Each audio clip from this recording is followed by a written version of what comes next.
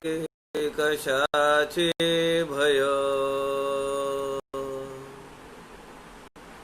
रामा जाईन ज्या स्थळी सुख घना,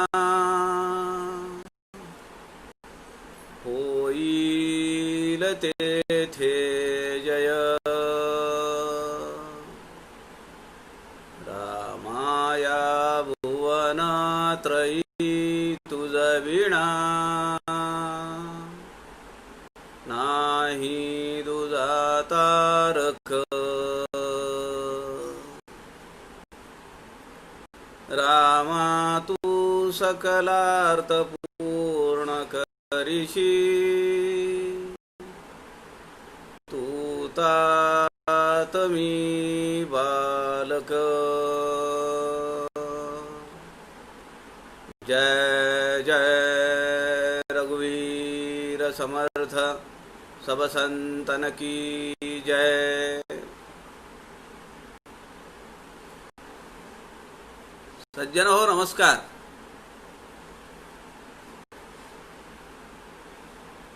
मागच्या 5-6 महिन्यापासून आपण एका मोठ्या अभूतपूर्व वैश्विक संकटामध्ये आणि शारीरिक, वैचारिक, मानसिक दडपणाच्या या काळामध्ये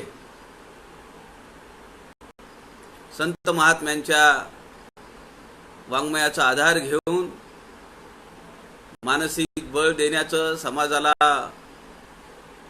एक वेगळं त्याचा पाठपुरावा करणं, त्याची शक्ती देणं, चैतन्य देणं, ऊर्जा देण्याचं काम अनेक व्यासपीठं करतायत. त्यामध्ये सुप्रसिद्ध असलेलं मोरया प्रकाशन, आमचे दिलीपराव महाजन काका आणि त्यांचं सगळं कुटुंब, अनेक थोर व्यक्तींना त्यांनी या व्यासपीठावर आमंत्रित केलं.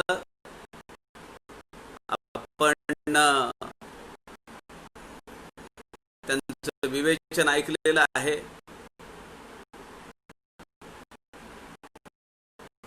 अनेक विषयांवर त्यांनी, जेव्हा मला महाजन काकांनी विचारलं तेव्हा मी असं म्हणालो होतो की हे शिवधनुष्य मला पेलेल का, कारण या व्यासपीठावर येऊन गेलेल्या अनेक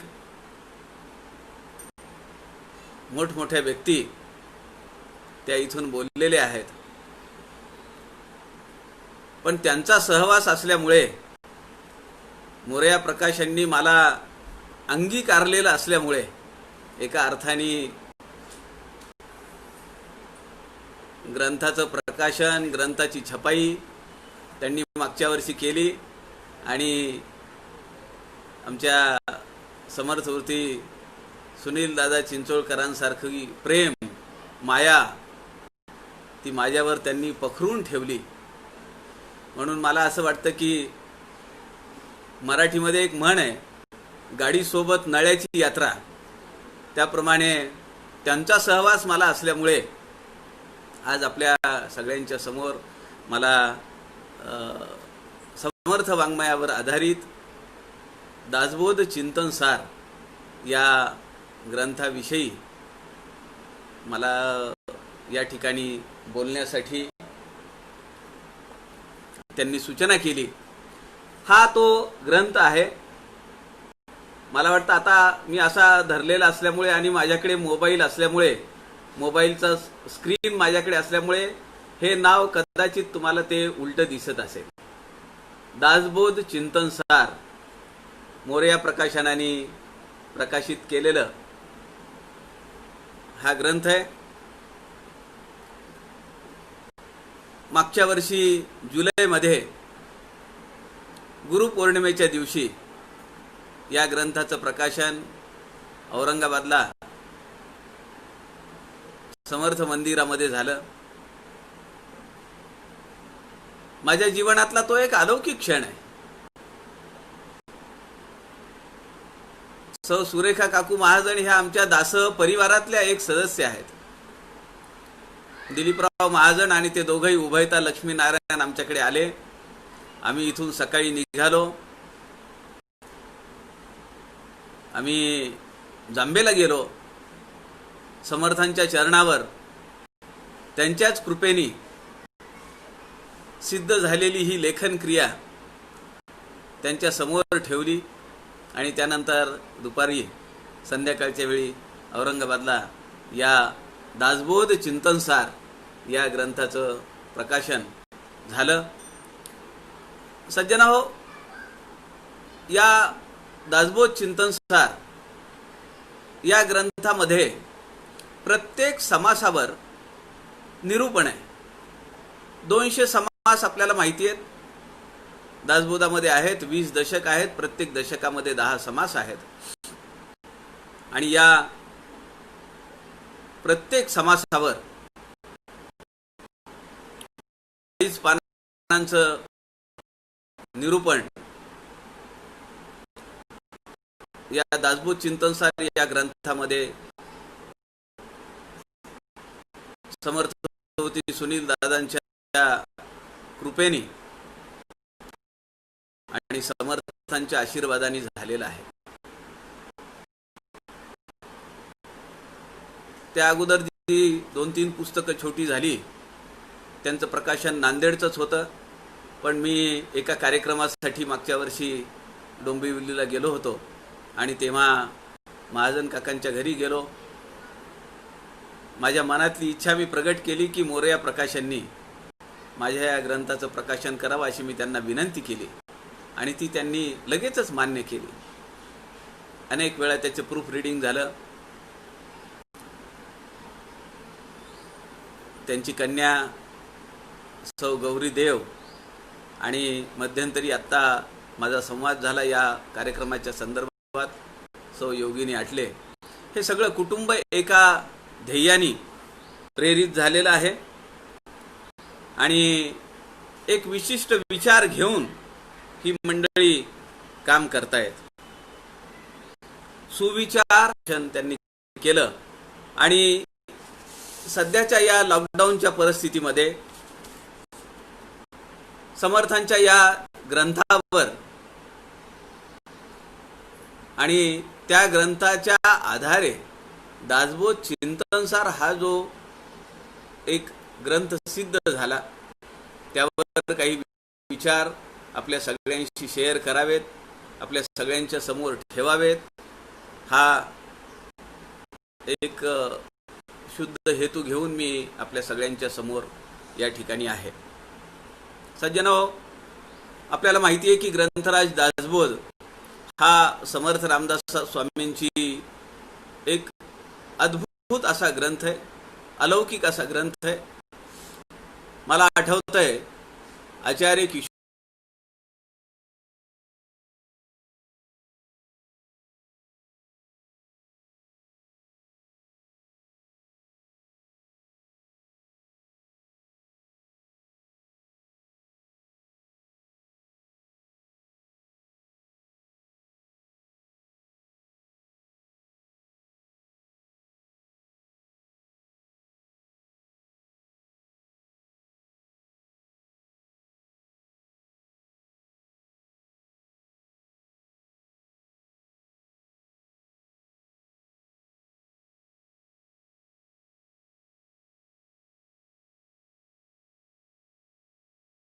आलेला आहे. मी 20 वर्षाखाली साधारण ग्रंथराज दासबोधाचा अभ्यास करायचा प्रयत्न चालू केला आणि आजही समर्थांचं वाङ्मय, समर्थांचं चरित्र वाचत असताना, अभ्यास करत असताना, अध्ययन करत असताना अनेक ओव्या अशा आहेत, एका शब्दाचे अनेक आयाम, अनेक अर्थ आपल्याला समजत जातात. ग्रंथराज दासबोध हा 200 समासांचा आहे. त्यावर संकेत कुबडी नावाचा एक ग्रंथ आहे आणि त्या ग्रंथामध्ये संकेत कुबडीकार म्हणतात, दासबोध स्वल्प वाटे ज्या नरा,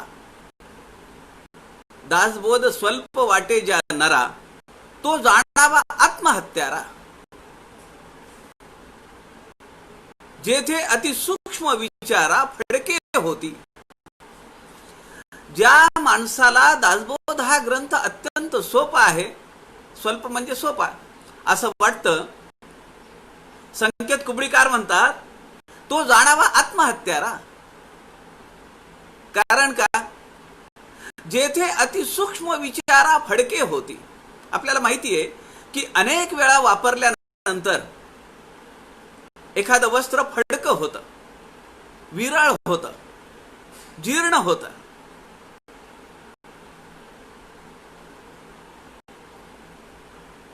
दासबोधामध्ये अतिसूक्ष्म विचार समर्थ रामदासांनी मांडून ठेवलेले आहेत आणि ज्याला हे सोपं वाटतं, संकेत कुबडीकार म्हणतात तो आत्महत्याराय जाणावं.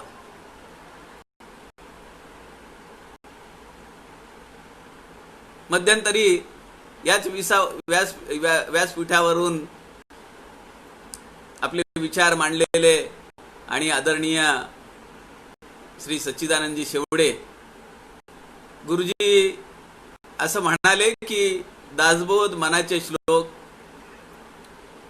हे ग्रंथ असे आहेत की जीवन किती यशस्वी करावं, प्रापंचिक आणि पारमार्थिक, या ग्रंथांमध्ये प्रत्येक शब्दामध्ये ती सगळी यशस्वी जीवनाची सूत्र सामावून ठेवलेली आहेत. पण दुर्दैव असं आहे की तरुण जे आहेत त्यांना असं वाटतं की हा ग्रंथ म्हातारपणी वाचायचा आहे, आणि जे म्हातारे आहेत त्यांना वाटतं की आता तर फारच उशीर झाला, हे मी तरुणपणी वाचायला पाहिजे होतं. आणि शेवटी काय होतं,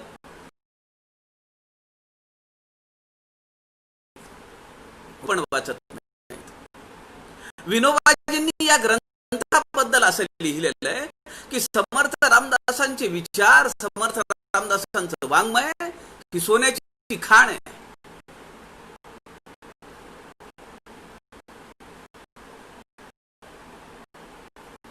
पण मनाचे श्लोक मात्र सोन्याची लगड आहे. खाणीमध्ये अशुद्ध धातू पण असतो. शुद्धीकरणाची प्रक्रिया करावी लागते. लेखक म्हणून समर्थ रामदासांचं नावच नाहीये कुठं. या ग्रंथाची अनेक वैशिष्ट्ये आहेत. या ग्रंथाला प्रस्तावना नाहीये, या ग्रंथाला लेखक नाहीये. जी परंपरा आहे, ग्रंथ लिहिण्यापूर्वी मंगलाचरण झालं पाहिजे. समर्थ रामदासांनी फाटा मारलेला आहे. पहिल्या दशकातल्या पहिल्या समासामध्ये या ग्रंथाची प्रस्तावना आहे. श्रोते पुसती कोण ग्रंथ, काय बोलिले जी येथ, श्रवण केली याचे फळ काय आहे श्रीराम. समर्थ उत्तर देतात, ग्रंथा नाम दासबोध, गुरु शिष्यांचा संवाद आणि भक्ती मार्ग विषद करून सांगितलाय.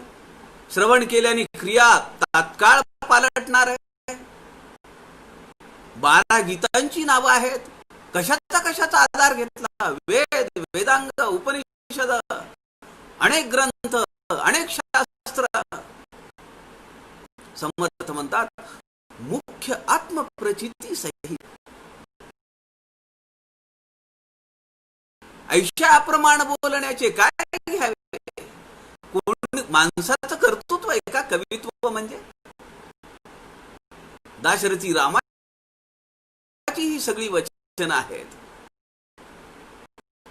सज्जन हो, हा एकमेव ग्रंथ आहे की ज्या ग्रंथामध्ये 358 वेळा विवेक शब्द आलेला आहे. आध्यात्मिक पातळीवरचा ग्रंथ आहे.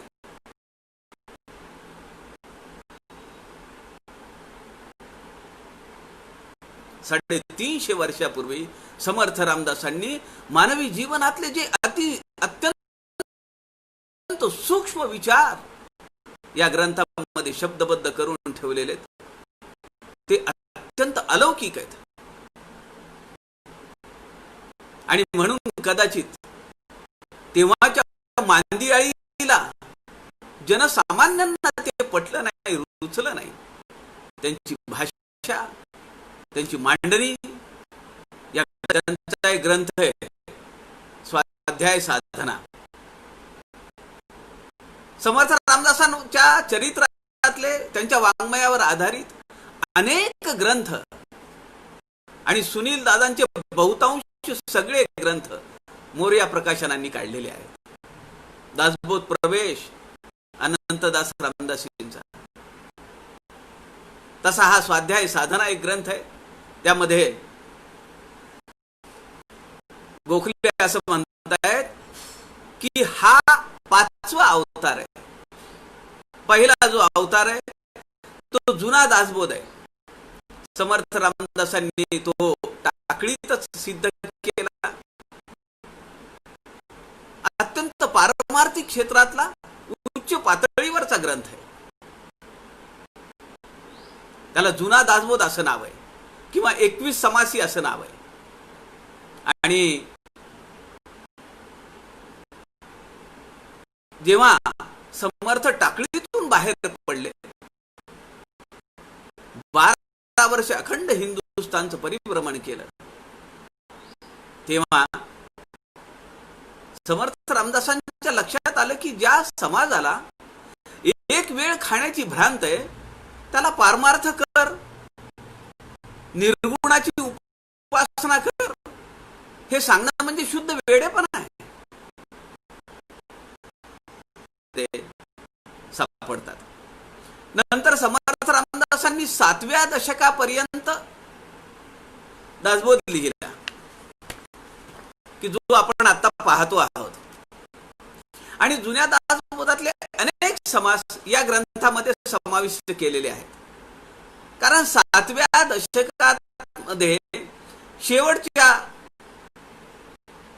समासामध्ये शेवटी समर्थ म्हणतात की सरली शब्दाची खटपट आला ग्रंथाचा शेवट.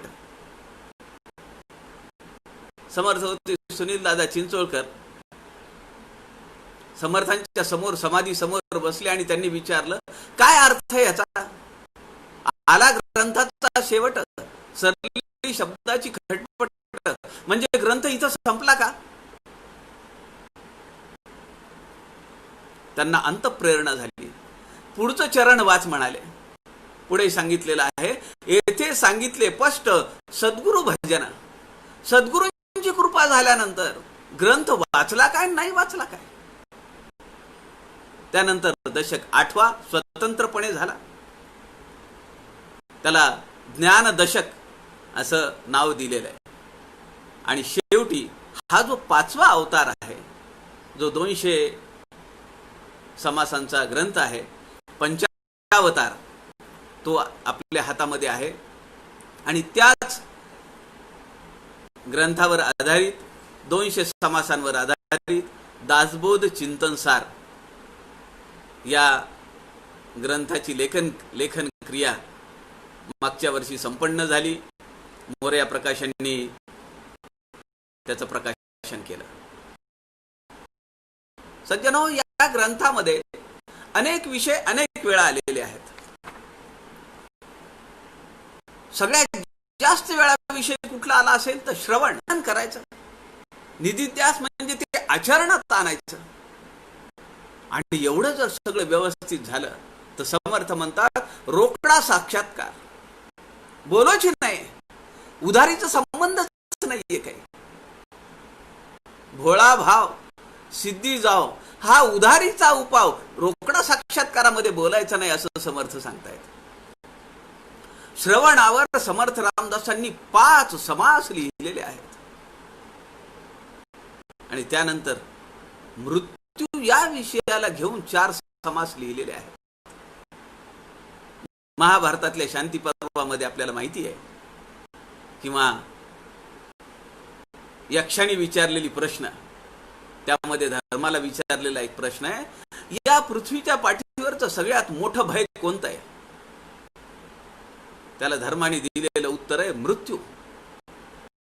सज्जन हो, हे 4 समाज जर वाचले, त्याचं जर मनन चिंतन केलं, तर मला असं वाटतं की तो साधक मृत्यू दारात असणं येऊन उभा राहिला असेल तर त्याला म्हणेल की चल ये, आय एम रेडी, मी येतो तुझ्यासोबत. एवढी तयारी. या पृथ्वीच्या पाठीवरचं मानवी जीवनातल्या आयुष्यातलं सगळ्यात मोठं भय जर कुठलं असेल तर ते आहे मृत्यूचं. आज आपण पाहतो आहोत, त्याची प्रचिती घेतो आहोत. अत्यंत वेगळ्या पद्धतीचा मृत्यू त्याला सामोरं जावं लागतंय. खोकला आला, स्वॅब टेस्ट केली, पॉझिटिव्ह आलं, असं वाटतं का लगेच शेवटच्या यात्रेला माणूस निघालाय. त्याला बोलणे नाही, त्याच्या जवळ जाणे नाही, त्याच्याशी हितगुज नाही, त्याची सेवा शुश्रूषा नाही. ज्याचे नातेवाईक आहेत त्यांनाही मोठं वैषम्य आहे. आणि जो आजारी आहे त्याची तर अवस्था अत्यंत बिकट आहे. ज्यांच्यासाठी मी आयुष्यभर राब लाभलो, ज्यांना मी माझं म्हणत आलो, त्यांचा सहवास सुद्धा मला मिळत नाहीये. कसलं मृत्यूचं सावट आज आपण पाहतो आहोत. अशा मोठ्या मानसिक दौर्बल्याच्या या प्रसंगामध्ये आपण समर्थ रामदासांचे विचार या व्यासपीठावरनं ऐकतो आहोत. मनाला, शरीराला, विचारांना एक प्रगल्भता, एक प्रबोधन, एक ऊर्जा, एक चैतन्य देणारं हे कार्य आहे. अनेक विषय आहेत की जे या ग्रंथामध्ये आलेले आहेत. श्रवण कसं करावं, कुठे करावं, कुणी करावं, कुणाच्या सहवासात करावं, किती करावं, त्या श्रवणाला फळश्रुती काय असली पाहिजे, श्रवणाला आधार काय असला पाहिजे, सगळा विषय समर्थ रामदासांनी 5 समासामध्ये मांडलेला आहे. पूर्ण ग्रंथ पाहिल्या विण उगाच ठेवी जो दूषण, तो दुरात्मा दुराभिमान मत्सरे करी श्रीराम. समर्थ पहिल्याच समासात सांगतात या ग्रंथाचं श्रवण, या ग्रंथाचं वाचन श्रद्धा ठेवून केलं पाहिजे. विनाकारण काहीतरी अर्थ घ्यायचा, एक शब्द घ्यायचा आणि त्यावर कोट्या करत बसायच्या. समूळ ग्रंथ पाहिल्या विना सगळा ग्रंथ वाचा. उगाच ठेवी जो दूषण, तो दुरात्मा दुराभिमान एका प्रकारे ही शिवीच आहे. समर्थ म्हणतात ऐसे हे अवघेची ऐकावे, परंतु सार शोधून घ्यावे, असार ते जाणून त्यागावे, या नाव श्रवण. जे असार आहे त्याचा त्याग केला पाहिजे. विनोबाजी म्हणतात समर्थांच्या वाङ्मयाचं सार हे आहे की जे असार आहे त्याचा त्याग करणे आणि जे सार आहे त्याचं श्रवण करणे, हे समर्थांच्या वाङ्मयाचं सार आहे. आपल्याला माहिती आहे शिवाजीराव भावे त्यांचे एक बंधू, त्यांनी मनाच्या श्लोकांवर विवरणात्मक ग्रंथ लिहिलेला आहे. तो आता उपलब्ध नाही आहे, पण धुळ्याच्या समर्थ वाग्देवता मंदिरामध्ये त्याची प्रत आपल्याला पाहता येते. समर्थ म्हणतात आता श्रवण केली याचे फळ, क्रिया पालटे तात्काळ. क्रिया आमची पालटली पाहिजे. ठीक आहे, तात्काळ नाही पालटणार, 5 वर्ष, 10 वर्ष, 15 वर्ष,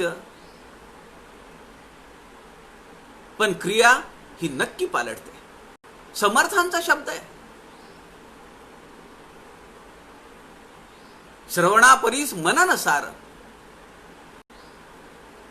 श्रवण, मनन, निधिध्यास आणि आत्मसाक्षात्कार या 4 प्रक्रिया समर्थांनी दासबोधामध्ये उलगडून दाखवलेल्या आहेत अनेक समासांमध्ये. श्रवणापरीस मनन सार मनने कळे सारा सार, निजध्यासे साक्षात्कार निसंग वस्तू. श्रवण करत असताना अनेक विषयांचं श्रवण समर्थांनी करून घेतलंय, त्यावर भाष्य केलंय. आणि अंततोगत्वा मानवी जीवनाचं ध्येय काय आहे? परमात्म वस्तू, आत्मज्ञान, मोक्ष, कैवल्य प्राप्ती, परब्रह्माशी तदाकारता, त्यात विलोप होणे, आत्मविलोप करणे, आपलं अस्तित्व संपणे, आत्मनिवेदन हा एक गोड शब्द आहे. समर्थांना अनेक वेळा समर्थांनी नवविधा भक्तीमध्ये तर घेतलेलाच आहे, पण दासबोध ग्रंथामध्ये समर्थांच्या वाङ्मयामध्ये आत्मनिवेदन भक्ती अनेक वेळा आलेली आहे. श्रवणाला कसे लोक बसायला येतात? समर्थांनी दासबोधामध्ये लिहिलंय, टवाळा आवडे विनोद. पण समर्थांची विनोद बुद्धी त्यांच्या आरत्यांमध्ये आहे, त्यांच्या वाङ्मयामध्ये आहे, त्यांच्या भारुडांमध्ये आहे, त्यांच्या अभंगांमध्ये आहे, तशी दासबोधामध्ये पण आहे. श्रवण या विषयावर अनेक कंगोरे, अनेक आयाम समर्थ रामदास सांगतात. तेव्हा ते म्हणतात, विषयी लोक श्रवणी येती, ते बायकांकडेच पाहती. चोरटे लोक चोरून नेती पादरक्षा. मला मोठं आश्चर्य वाटतं, 350 वर्षाखाली समर्थ रामदास जे लोक सभेला श्रवणाला येत आहेत त्यांची मानसिकता किती सूक्ष्म रीतीने पाहत आहेत. विषयी लोक श्रवणी येती, ते बायकांकडेच पाहती. त्यांच्याकडे श्रवणामध्ये दुसरा विषयच नाहीये. बायकांचा पेंडॉल कुठे, महिलांचा तिकडे त्यांचं लक्ष आहे. आता त्यांच्या चोरावर मोर बसलेलेच आहेत, त्यांच्यावर लक्ष ठेवून आहेत काही लोक, ज्यांना त्यांची बुटं चप्पल चोरून न्यायची आहेत. 350 वर्षापूर्वी श्रवणाचा एवढंच नव्हे तर आयोजन करताना अशा सभेचं केवळ श्रवण या शब्दावरनं केलं आहे. कारण आध्यात्मिक प्राप्ती पारमार्थिक साधनेमध्ये श्रवणाला अनन्यसाधारण महत्व आहे. हा अद्वैत प्रतिपादन करणारा ग्रंथ आहे. अनेक समास यामध्ये माया ब्रह्म निरूपणावर आहेत. आहे तरी परम सुगम समर्थ सांगतात. परमार्थ मार्ग हा फार अवघड नाहीये. आहे तरी परम सुगम, परी जनासी झाला दुर्गम. लोकांना अवघड झाला का? जयाचे चुकले वर्म सत्समागमाकडे. रस्ता बिघडलाय, ट्रॅक बदललाय. आपल्याला माहिती आहे, रेल्वे येतीये, प्लॅटफॉर्म मध्ये येत असताना ट्रॅक चेंज करणारे लोक असतात आणि बरोबर त्या प्लॅटफॉर्मवरती गाडी जाते. पण समजा ट्रॅक जर बदलला तर? माझ्या बाबतीत झाले. मी बेंगलोरला गेलो होतो, 15 वर्ष झाली असतील. आणि आमचे माझे समीक्षक होते रवींद्र गोपाळ फडके सर मला न्यायला आले. अनाउन्समेंट झाली होती, 4 नंबर प्लॅटफॉर्मवर ते उभे होते आणि गाडी गेली 6 वर. पंचायत झाली. ते मला ओळखत नव्हते, मी त्यांना ओळखत नव्हतो. मग मी बाहेर गेलो, PCO वरनं फोन केला घरी. तेव्हा मोबाईल नव्हते. त्यांची कन्या केतकी तिने मला सांगितलं, काका तुम्ही एक काम करा, हिना कलरची मारुती कार आहे, तिथं जाऊन थांबा. बाबांचा फोन आला की मी त्यांना सांगते तुम्ही आलेला आहात आणि कार जवळ तुम्ही उभे आहात. का चुकले जयाचे वर्म सत्समागमाकडे. आमचा ट्रॅक बदललाय, म्हणून आम्हाला सुगम असलेला परमार्थ दुर्गम झालेला आहे. कोण अधिकारी आहे या परमार्थ मार्गाचा? तैसा संसारे दुःखवला, त्रिविध तापे पोळला. तोच एक अधिकारी झाला परमार्थाशी. संसार दुःखवला. असं आहे, समर्थांकडे अनेक शिष्य आहेत. काही ब्रह्मचारी आहेत, काही प्रापंचिक आहेत. जे प्रापंचिक आहेत त्याला समर्थ म्हणतात, आधी प्रपंच करावा नेटका, मग घ्यावे परमार्थ विवेका. परमार्थ बुडवू नको, प्रपंच नेटका कर, तुला त्यात गोडी येतं तू कर. पण एखादा ब्रह्मचारी शिष्य येतात, समर्थ त्याला सांगतात, ऐसे देखिले ना ऐकिले, संसार संगे सुख झाले. संसारामध्ये सुख मिळालंय समर्थ त्या शिष्याला सांगतात, मी पाहिलंही नाही ना ऐकलंही नाही. जो जसा माणूस समोर येईल असाल तेथून पुढे ती चला, यत्न सोडाना, रामकृष्ण हरी मुखे भावाने म्हणा. आमच्या परमपूजनीय आप्पांची, स्वामी वरदानंद भारतींची ही रचना आहे. असाल तेथून पुढे ती चला, ज्या ठिकाणी आहात जसे आहात हरकत नाही. पास्ट कसा आहे, इतिहास कसा आहे हरकत नाही, इथून चला. समर्थ म्हणतात, जो संसार दुःखामध्ये त्रासलेला आहे, वैतागलेला आहे, त्रागा झालाय, त्रिविध तापांनी पोळलाय, आध्यात्मिक, अधिदैविक, अधिभौतिक. अहो, या तापांची यादी समर्थ रामदासांनी केलेली आहे. मी तुम्हाला चॅलेंज देऊन सांगतो, एक ताप असा तुम्ही दाखवा की जो त्यांच्या यादीमध्ये नाहीये. 350 वर्षाखाली आध्यात्मिक तापांची यादी, अधिदैविक तापांची यादी, अधिभौतिक तापांची यादी, सगळी यादी समर्थांनी दिलेली आहे. आणि त्या काळातले आजार आहेत. आजच्या कोरोनाला धरून, कोरोना नाव नाहीये, पण असा ताप होणार आहे किंवा होऊ शकतो याची चर्चा आणि याचं उदाहरण समर्थ रामदासांनी दिलेलं आहे. समर्थ अगदी मार्मिकतेनं विचारतात, परमार्थी क्षेत्रामध्ये काम नाही करायचं, साधना नाही करायची, प्रपंचामध्ये लिप्त राहशील आयुष्यभर, तर समर्थ त्याला म्हणतात, जो अन्न देतो उदरासी, जो अन्न देतोय, जगवतोय तुला, शरीर विकावे लागे त्यासी, 8 तास 10 तास नोकरी केली पाहिजे, काम केलं पाहिजे, धंदा केला पाहिजे, व्यवसाय केला पाहिजे. माझ येणे घातले जन्मासी,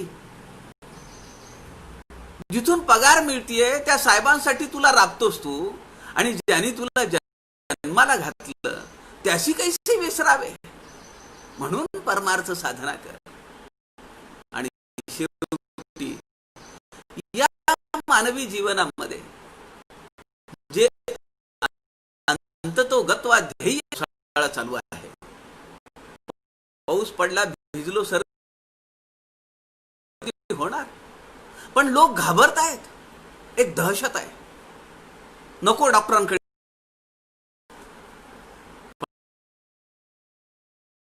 350 वर्षापूर्वी समर्थ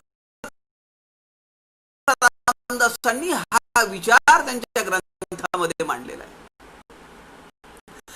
औषध न घे असो न व्यथा, पथ्य न करी सर्वथा. पथ्य करत नाही, आजारी असून औषध घेत नाही, न मिळे आली या पदार्था तो एक मूर्ख. आजारी पडलाय, मग सांगितलं पाहिजे, औषध घेतली पाहिजे, नाही तर आजार बळावेल. दंतचक्षु आणि घ्राण, 350 वर्षापूर्वी आम्ही आमचे हात कसे धुतले पाहिजे. आम्ही घ्राण म्हणजे नाक, चरण पाणी आणि वसन, पाय, पाणी म्हणजे हात आणि वसन म्हणजे कपडे. आता आम्ही काय करतो, बाहेरून जाऊन आल्याबरोबर डायरेक्ट बाथरूम मध्ये सगळे कपडे डेटॉलच्या पाण्यात बुडवतो, स्नान करतो, मगच घरात प्रवेश. दंतचक्षु आणि घ्राण, पाणी, चरण आणि वसन, सर्वदा जयाचे मळीन तो एक मूर्ख. किती सूक्ष्म विचार आरोग्याचा समर्थ रामदासांनी मांडला. वाट पुसल्याविन जाऊ नये, फळ ओळखल्याविन खाऊ नये, कुणी काही दिलं खाऊ नये, वाट विचारल्याशिवाय जाऊ नये, पडलेली वस्तू घेऊ नये एकाएकी. रस्त्यात काही पडलंय, आपण पाहिलं सुरुवातीच्या काळामध्ये अनेक वस्तू, एवढंच नव्हे तर चलनी नाणे, करन्सी, आपल्या नोटा या सुद्धा कोरोनाने दूषित करून लोकांमध्ये संसर्ग व्हावा म्हणून त्या टाकलेल्या. त्याची अनेक उदाहरणं आपण पाहिलेली आहेत. मला मोठं आश्चर्य वाटतं की 350 वर्षाखाली समर्थ रामदास लिहावं कसं याच्यासाठी सांगतात. किती ठिकाणी समर्थांनी लिहाव्यांपेक्षा जास्त काव्य संपदा समर्थ रामदासांनी सिद्ध केलेली आहे. त्यांच्या सगळ्या मठांमध्ये अव्याहतपणे लेखन क्रिया चालू होती. एक मठ म्हणजे एक एक विद्यापीठ होत. पाठांतर चालायची, लेखन क्रिया चालायची, अनेक ग्रंथांच्या नकला करणे, ग्रंथ लिहून तेव्हा प्रिंटिंग नव्हतं, लिहिण्याशिवाय पर्याय नव्हता. त्यामध्ये काय काळजी घेतली पाहिजे, वाचन कसं केलं पाहिजे, लिखाण कसं केलं पाहिजे, कागद कसा असला पाहिजे, लिहिताना काय काळजी घ्यावी, आणि असा लिहिलेला ग्रंथ कुठल्या मेनकापडात बांधावा, कुठल्या लाकडाच्या पेटीमध्ये ठेवावा, त्याला कुलूप कोणतं लावावं. आता लिंकचं लावायचं का गोदरेजचं लावायचं हे नाही सांगितलेलं, पण पेट्या कारणे, कुलूप पेट्या कारणे असा शब्द आहे समर्थांचा. अक्षरे गाळून वाची, काते घाली, अनेक ग्रंथ आम्ही घेतो, त्याला कव्हर लावलं पाहिजे, त्याला मार्किंग केलं पाहिजे, त्याला नंबर दिला पाहिजे.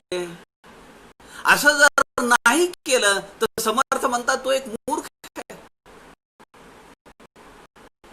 शुद्ध नेटके लिहावे, लेहोन शुद्ध शोधावे, शोधून शुद्ध वाचावे, चुको नये श्रीराम.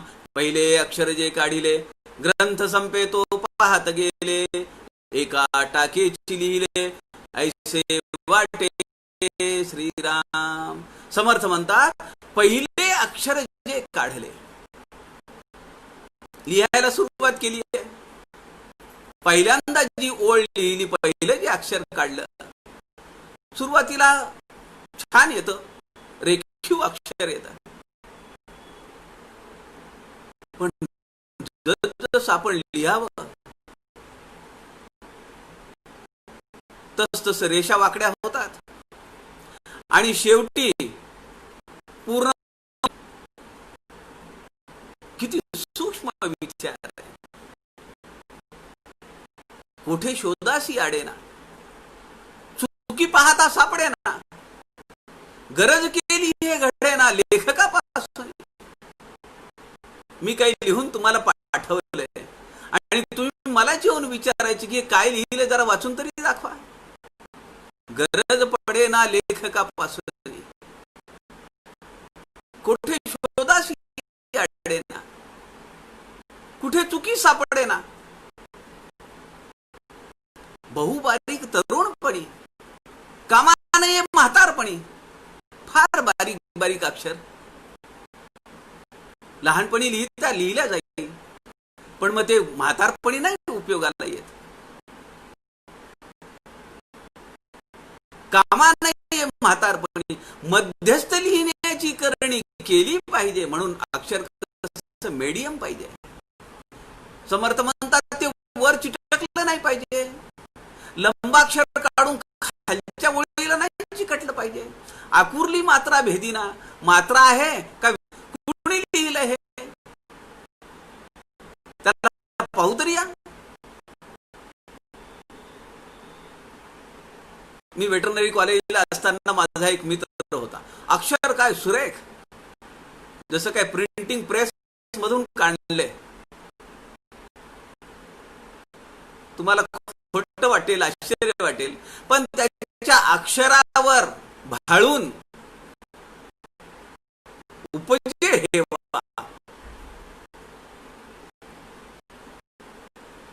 त्या मुलीशी त्यांनी लग्न केलं.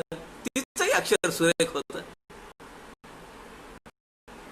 समर्थ म्हणतात, ऐसा पुरुष तो पाहावा म्हणती लोक. त्याला पाहावा, कोण आहे हा, कुठे, किती छान लिहिलेलं आहे. सुंदर अक्षर लेहो जाणे, चपळ शुद्ध वाचू जाणे, अर्थांतर सांगू जाणे, सकळ काही. Read, write and interpret.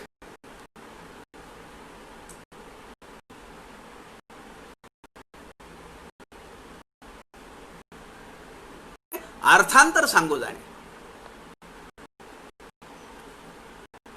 मला एका गोष्टीचं फार वेळा विशेष वाटतं. 350 वर्षापूर्वी समर्थ रामदास हे केवळ एकमेव संत आहेत की ज्यांनी यत्न तोची देव जाणावा हा उपदेश केला. भगवंत म्हणजे यत्न आहे, प्रयत्नवादी असलं पाहिजे. जे समर्थ रामदास टाकळीला जपीला लाट रेखा पालटेना असं म्हणतात आणि आपली असहाय्यता व्यक्त करतात. ते समर्थ रामदास दासबोधामध्ये रेखा तितुकी पुसवून जाते, हे तो प्रत्ययास येते असं सांगतात. मी माझी रेषा बदललेली आहे प्रयत्नांच्या बळावर. सुखांगाम जन्मभूमी आंदोलन आणि मी, त्यामध्ये त्या दोघांचा त्यांनी सगळा जीवन प्रवास दाखवलेला आहे. किती कष्ट घेतले, किती वर्ष कष्ट घेतले. समर्थ म्हणतात निरंतर 5 वर्ष 10 वर्ष 15 वर्ष नव्हे, कष्ट करिता त्रासो नाही, निरंतर. निद्रा आळस दूषितपणा हेच मूर्खाचे लक्षण. येणे करिता निरूपण उमजेची ना. मी बोलतो आहे आणि आपल्याला जर झोप येत असेल तर, आपलं जर लक्ष नसेल तर, निद्रा आळस दूषितपण.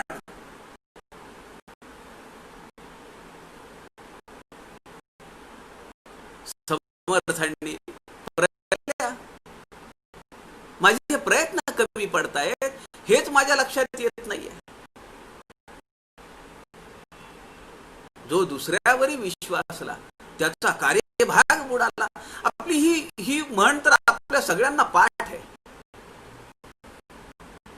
समर्थ रामदासांच्या ग्रंथात ही म्हण आहे. जो दुसऱ्यावरी विश्वासला त्याचा कार्यभाग बुडाला. आपणच कष्ट गेला तोच भला. समर्थ रामदास चाफळला जेव्हा जेव्हा असत तेव्हा तेव्हा राम मंदिराचं अंगण ते स्वतः झाडून काढत. किती सेवेकरी होते, किती शिष्य होते, पण स्वयं कष्ट गेला तोच भला.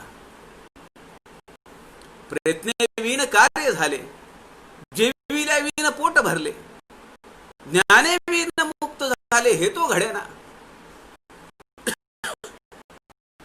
पंच पक्वान्नाचं ताट ठेवून समोर पोट भरत नाही. व्याख्या 350 वर्ष भेटो कोणी एक नर, धेड महार चांभार, राखावे त्याची अंतर, या नाव भजन. काय व्यापक व्याख्या केलेली आहे भजनाची. शिव भावे जीव सेवा, स्वामी विवेकानंदांनी रामेश्वरला दिलेला मंत्र कशाचा आधार आहे? जनार्दन असे विश्वी, त्याची पूजा करीत जावी, कोणीतरी तो शिवावी आपुली काया. समाजामध्ये आम्हाला भगवंत दिसला पाहिजे,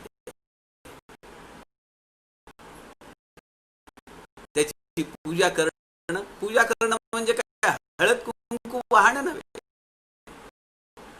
आडले जाकसले जाणावे. आमचे ग्राहक पंचायतीचे कार्यकर्ते काय करतात? मी ग्राहक पंचायत चळवळीचं काम करतो.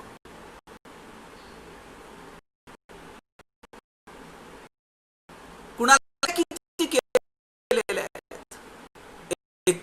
81 आरत्या केल्यात. आणि महत्वाचं म्हणजे 62 संतांची आरती केलेली समर्थ रामदासांनी. हो, वेगवेगळ्या जाती पंथातले संत आहेत. ब्राह्मण मंडळ्या मिळवाव्या, महाराष्ट्र धर्म वाढवावा, मराठा तुका मिळवावा. म्हणजे समर्थ रामदास जातीवाचक होते का? भेटो कोणी एक नर, धेड महार चांभार, राखावे त्याची अंतर, या नाव भजन. अहो, मोठमोठी उपाधी मिळते, मोठमोठ्या संस्थांचं काम करावं लागतं. समर्थ म्हणतात, मी करता ऐसे म्हणशी, तेणे तू कष्टी होशी. राम करता म्हणता पावशी, यश कीर्ती प्रताप. करते पण तुझ्याकडे घेऊ नकोस. स्वतः निस्पृह असते ना, त्याचे बोलण्याची माने ना. कठीण आहे जनार्दना राजी राखणे. अनेक समुदाय मोठा केलेला आहे, पण त्या सगळ्यांचं अंतःकरण राखणं, सगळ्यांचा विश्वास संपादन करणं हे अत्यंत कठीण काम आहे. 350 वर्षापूर्वी या देशावर 5 मुसलमानी सत्ता राज्य करत होत्या. पण तेव्हा दर 6 महिन्याला परचक्र यायचं.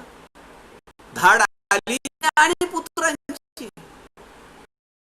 कुटुंब मर्यादित पाहिजे, 2 मुलांमध्ये अंतर पाहिजे. हा जीवनातला अत्यंत सूक्ष्म विचार 350 वर्षापूर्वी समर्थ रामदासांनी सांगितलं. समर्थ म्हणतात, लोकांचा स्वभाव लालची असतो, त्यांना काहीतरी पाहिजे असतं. म्हणून त्यांचा फायदा होत असेल तर आपण काही काम केलं पाहिजे. जनांचा लालची स्वभाव. आधीच म्हणती देव, देव म्हणजे काहीतरी देव ऐसी वासना. संसार मुळीच नासका, विवेके करावा नेटका, नेटका करिता फिका होत जातो. काहीतरी मिळालं पाहिजे आम्हाला. समाज शरण वृत्तीनं आपल्या ज्ञानी महंतांनी जिल्हा पुरवठा अधिकाऱ्याकडे जातात, उपजिल्हा अधिकाऱ्याला जाऊन भेटतात. आमची ही संघटना आहे, ग्राहकांचं काम करतीये, आपल्यासोबत आम्ही समविचारी आहोत, प्रशासनातले आम्ही आपल्याला विभीषण मानतो आहोत. आणि मग त्यांच्यासोबत शासनाच्या योजना राबवण्यासाठी कार्यकर्ते त्यांच्यासोबत काम करायला चालू करतात. जो जो जेथे उपजला तो ते व्यवसाय उमजला, तयास लोक म्हणती भला कार्यकर्ता. जे काम आपल्याला वाट्याला आलेलं आहे ते काम आपण अभ्यासून केलं पाहिजे, ते जाणून घेतलं पाहिजे. अभ्यासून प्रगटावे, नाहीतरी झाकून असावे. प्रगटून असावे बरे नव्हे. जे काम करायचंय त्याचा अभ्यास केला पाहिजे, सांगोपांग विचार केला पाहिजे. जो बहुतांचे सोसीना त्यास बहुत लोक मिळे ना. लोकांचं सहन केलं पाहिजे, तरच लोकांचा समुदाय जाण जाणून धरावे जवळी दुरी. दिवाकर भटांना काय काम आहे, कल्याण स्वामींना काय काम आहे, वेणा स्वामींना काय काम आहे, अक्का स्वामींना काय काम आहे, बाईबाईंना काय काम आहे, दिनकर स्वामींना काय काम आहे. समर्थांच्या जीवनामध्ये अनेक प्रसंग आहेत असे. प्रवास केला पाहिजे. 12 वर्ष परिभ्रमण करत होते. हा देश त्यांनी अखंड हिंदुस्थान पादाक्रांत केला.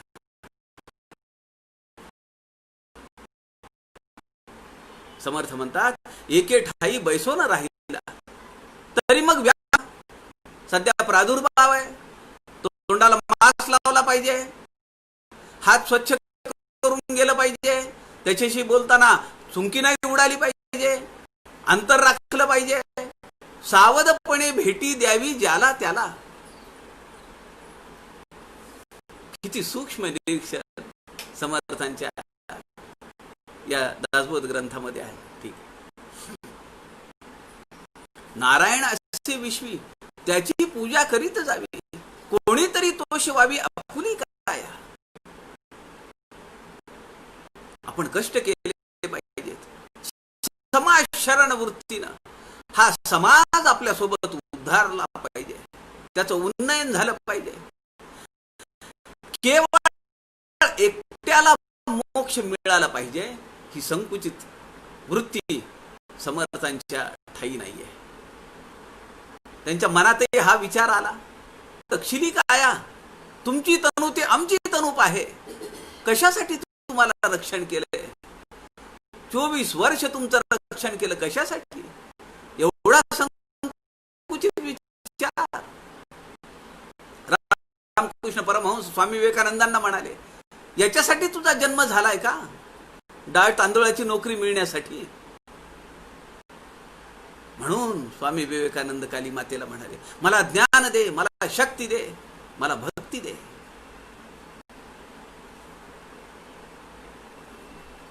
कार्यकर्त्यांनी निधी संकलन करताना काय काळजी घेतली पाहिजे. एका पैशाची अफरातफर नाही झाली पाहिजे. ग्राहक तीर्थ बिंदू माधव जोशी म्हणत, चिठ्ठी पावती शिवाय पैसे घेणं हे महापाप आहे. समर्थ रामदास 350 वर्षापूर्वी म्हणतात, धान्य उदंड मोजिले परी त्या मापे नाही बक्षिले. रासच्या रास मोजून टाकली आहे मापाने, पण एक कण धान्याचा आपल्या पोटामध्ये ठेवला नाही. धान्य उदंड मोजिले परी त्या मापे नाही बक्षिले, विवरल्या वीण तैसे झाले प्राणी मात्र असे. निधी संकलन, पारदर्शिता असली पाहिजे. अत्यंत गोड बोललं पाहिजे. पेरीले त्याची उगवते, बोलण्यासारखे उत्तर येते, कर्कश बोलावे ते काय निमित्त. मानवी जीवनातल्या अनेक आयामांचे अत्यंत सूक्ष्म निरीक्षण समर्थ रामदासांनी केलेले. कितीतरी विषय येतो, एका तासामध्ये काय काय मांडणार आपण.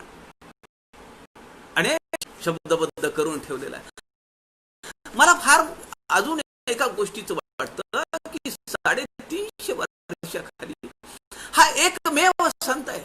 आचार्य किशोरजी व्यास म्हणाले की असा संत, असं व्यक्तिमत्व मागच्या 5000 वर्षात झालेलं नाही. ज्यांनी तपसाधना केली आहे, खरं तर तपसाधना केली आहे, पण बलसंपन्नता केली आहे. 1200 सूर्य नमस्कार रोज समर्थ रामदास घालत होते. क्रोध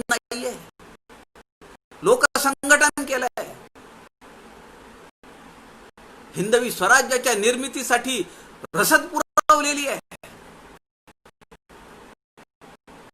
उत्तम पुरुष दशक 18. अहो, राजकारणावर किती लिहिलेलं आहे. त्या काळामध्ये एक संत राजकारणावर एवढं लिहितो. दशक 18 समाज 6 उत्तम पुरुष निरूपण आहे. खानाचा जाणार तनू मनी धरणे जा, विजापूरचा सरदार निघाला आहे. त्या पत्रातून सांकेतिक पत्र येते.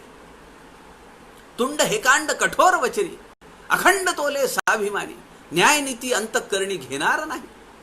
हे सगळं खानाचं वर्णन समर्थ रामदासांनी या समासामध्ये केलेलं आहे. ऐसे लौंद बेईमानी, कदापि सत्य नाही वचनी, पापी अपस्मार जनी राक्षस जाणावे. राक्षस अशी उपाधी समर्थ रामदासांनी या अफजल खानाला दिलेली आहे. आणि शिवाजी महाराजांचं कौतुकही समर्थ रामदासांनी केलेलं आहे. बरे ईश्वर आहे स्वाभिमानी, तुमच्यावर कृपा आहे ईश्वराची, विशेष तुळजा भवानी, तुळजा भवानीची विशेष कृपा तुमच्यावर आहे. परंतु विचार पाहोनी कार्य करणे, पण अत्यंत सावधानतेने तुम्ही हे कार्य केलं पाहिजे. समयासारिखा समयो येना, हा प्रसंग भेटीचा पुन्हा येणार नाहीये. नेम सहसा चाले ना, फार नियमाला धरून चालू नका. याचा काटा काढलाच पाहिजे. लोक सांभाळले पाहिजेत. सज्जना परी साळवावे महत्व देऊनी. किती सूचना राजकारणाच्या समर्थ रामदासांनी दिलेल्या आहेत. नष्टाशी नष्ट योजावे, वाचाळाशी वाचाळ आणावे, आपणावरी विकल्पाचे गोवे पडवची नेदी.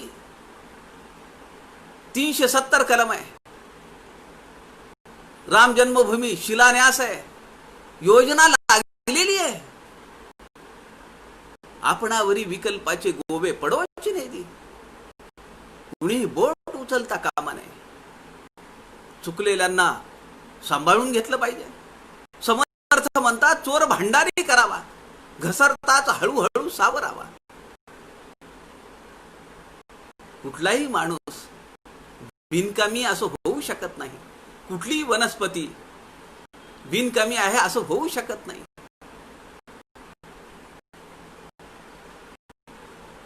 लोक सांभाळले पाहिजेत. राजकारण त्याशिवाय होणार नाहीये. स्वतः कार्यरत असलं पाहिजे. तितुक्याची अंतरे धरावी, विवेके विचारे भरावी, कडो विकटीची विवरावी अंतःकरणे.